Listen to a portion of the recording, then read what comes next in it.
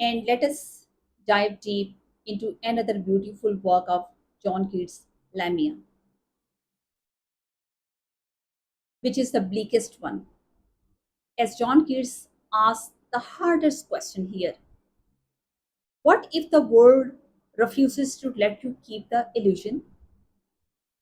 The story comes from Burton's Anatomy of Melancholy. Lamia is a serpent who falls in love with a young Corinthian Lysis. To be with him, she transforms herself into a beautiful young woman and creates a palace for him. That is the purest fantasy. The way Keats describes her first form, it is with such care and beauty that we start to love her. She was a guardian shape of dazzling hue, vermilion spotted and golden in green and blue.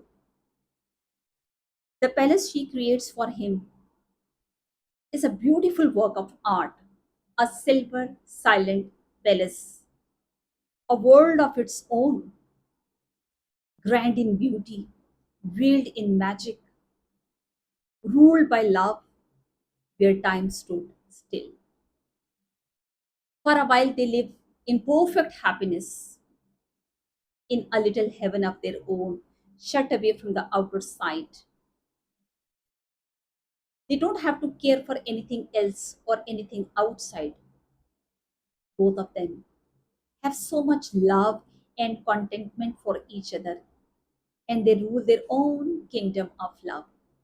As Keats says, they withered at each other's beauty and fell into silent ecstasy. They moved like phantoms to each other's lips. But Lysis wants to make it public. He wants to marry her with the whole city watching. At the wedding feast, philosopher Apollonius is present, the man who represents reason, cold and unblinking.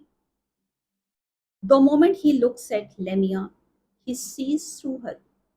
And here Keats interrupts the narrative with his famous protest. Did not all the charm fly at the mere touch of cold philosophy? And the answer in the poem is yes.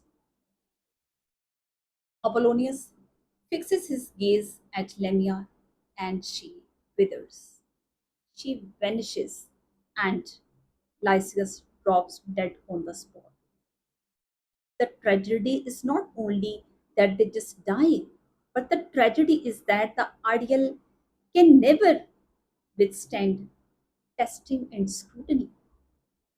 In Isabella, the ideal survives through hiding. In Eve of St. Agnes, the ideal survives through escaping. And in Lamia, the ideal is dragged into light where it disintegrates. Reading all the poems together and trace the moment. In Isabella, the love is threatened and murdered by the society, and it is kept preserved through a secret act of devotion. In the Eve of Saint Agnes, it is preserved through fleeing and escaping, as the lovers are brave enough. And in Lamia, it is threatened by the reason itself, and it is annihilated the moment it is questioned. Stylistically, Keats is also moving.